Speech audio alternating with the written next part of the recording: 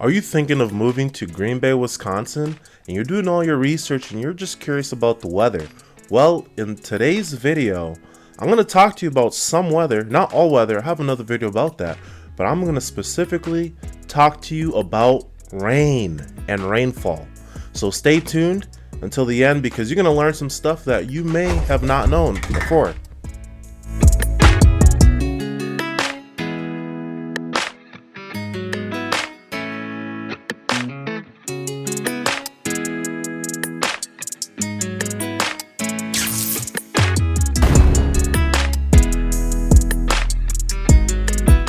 How's it going, guys? King Jerome here, moving to Green Bay.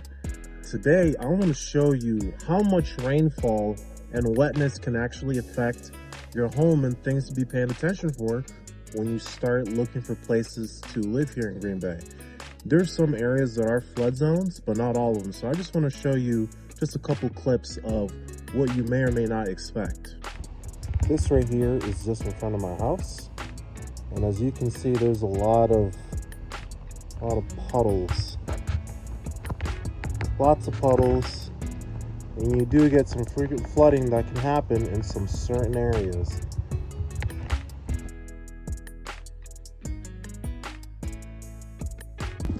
Hey guys, so right now I'm by an old neighborhood I used to live at, and this is the Old North neighborhood. I actually used to live across the street, and I wanted to show you this park because this is part of the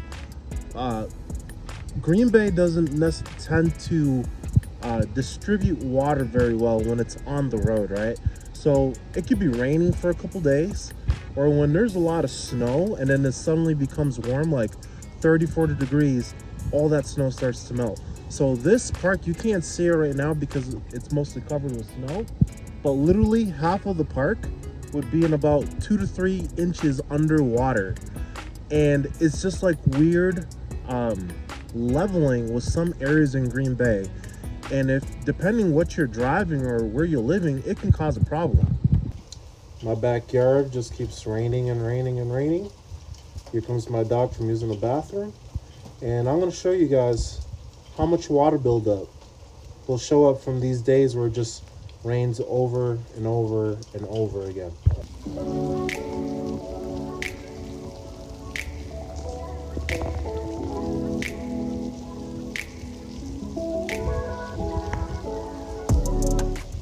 Now, if you guys remember the video I just shot yesterday where there was significantly more snow, as you could see, there's a lot less snow.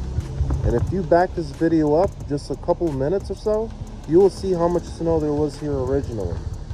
One of the positives, though, with all of this rainfall is that it cleans up a lot of the salt out of the 10,000 gallons of salt that salt trucks drop on the road. I also want to show you guys a little part of my garage because my property is technically not on a flood zone, but I want to show you how this heavy rain can actually affect it. So check this out. This is a portion of my backyard, right? This is the sidewalk. I'm standing outside of the entrance to my garage. This is the sidewalk coming into my garage. And this is onto my backyard there's a bunch of melting snow. I forgot to roll up my hose before it snowed, and I got all buried. So what the snow ends up doing, it just becomes ice. And my dog is slipping while he's trying to walk. Now let me show you inside of my garage real quick. As you can see, all the wet spots, right? I usually try not to keep too much stuff on the ground because this actually can get way worse, right? But whether that's an issue of, you know, how the whole garage is built where there's a lot of moisture getting in, the whole point is how water, when it rains a lot, can just build up, even if you're looking at a listing and it doesn't tell you that it does. So because of this, one of my most favorite things to do for my clients, and that I recommend that you do if you ever come out here looking at houses, is to look at the homes that you're interested after some heavy rainfall. That will show you what you need to know. Efforts on flash flooding. We're working with the Fire Department Emergency Operations Center and other departments like DPW to really develop the best response for the city. Now, currently, Lake Michigan water levels stand at about a foot higher than they did last year at this time. And on Wednesday, with consistent 20 to 30 mile per hour winds, often accompanied by 45 mile per hour gusts, the lake water is being forced into nearby rivers. You know, the hardest hit areas are the areas around the Fox River, the shoreline, the residents and businesses around the shoreline. East River and Nicolay Drive is a hard hit area. Road closures and standing water across Green Bay force many drivers to find alternative routes through town. But by mid-afternoon, some residents along East Shore Drive near the Bay Beach Amusement Park found themselves stuck in their homes. Home evacuations are currently being done by the fire department. We have officers monitoring several locations throughout the city, working very closely with the fire department to make sure that everybody's taken care of. And while those on the front lines of the floods say a plan is in place and previous floods have helped them prepare for this, they also are hoping that Mother Nature will give us all a break from what was already a stressful time. As we progress through this, we're constantly monitoring the weather, specifically the wind, and we believe that around 6 o'clock this evening, the wind should decrease to approximately 20 to 30 miles an hour, and then hopefully have the water recede slowly at that time. In the Green Bay area, Eric Crest, NBC 26. Hey, so I wanted to pull this up really quick and show you guys some of the flood maps by FEMA. So this is a website that a lot of us realtors will use, and maybe you guys are already aware of this, and if you're not, this is something really good for you to take a look at whenever you're looking at a home, and it doesn't matter where it is in the country. You can type in an address into this website. Just type in flood maps FEMA, F-E-M-A, and it's going to pop this up, and it's going to have you type in an address. I already typed in the address. So right here, I just typed in Brown County, Wisconsin, right? And give me 1 second. Right, so Brown County, Wisconsin, or even Green Bay, and it's going to give me most of Brown County. So this is what it's going to do.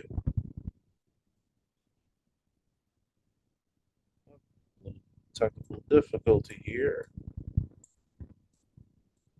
Just a little bit of time to load up. It's going to give you a graphic of where the flood zone areas are. Let's see if I just type in Green Bay. Yeah, there it is. Right, so you just seen there for a second and it disappeared on me. So these are the flood zones, right? And it's showing you for each zone. It's so much easier when you just type in an address, and it'll show you if you fall into that category, that area. But this is the actual, like river. And then these little areas is telling you where it tends to flood. But something that I've found is that a lot of times there are places and addresses where this doesn't necessarily properly record. See, right here, even my property falls into this area right over here. So if I would have looked at this the first time I bought my home, I would see that, maybe it was kind of in the flood zone, but not really. Like, it was pretty close to it because I'm actually really close to the school over here, right? So my home is actually like right here in this cluster away from this, right? It's away from it. But as you'll see, or that you already saw, depending where I put in this video, the recordings I did, that my stuff floods, right?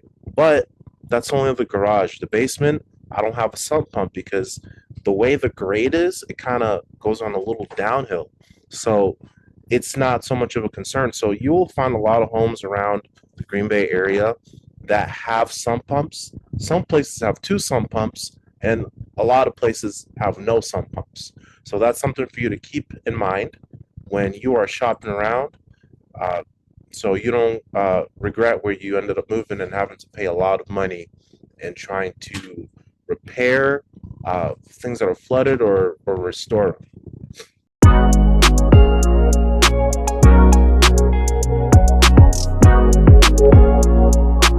Hey, I hope that you enjoyed this video. I hope it was very helpful, and I hope that it's going to give you some clarity in choosing a location whenever you plan on moving out here.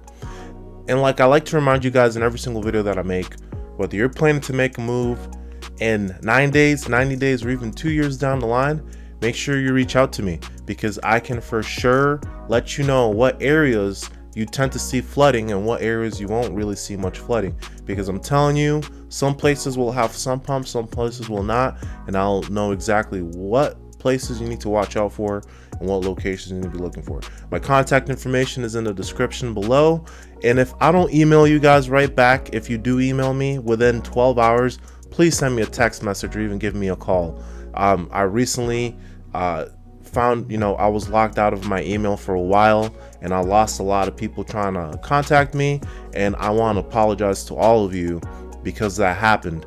But if I don't email you that quickly, because I tend to email people extremely fast, please send me a text message or even give me a quick phone call. Even if I don't pick up, just ringing it, then I will look up the number to see who was calling me, and I will call you back. So with that being said, stay blessed by the best, and I'll see you guys in the next video that I make. Peace!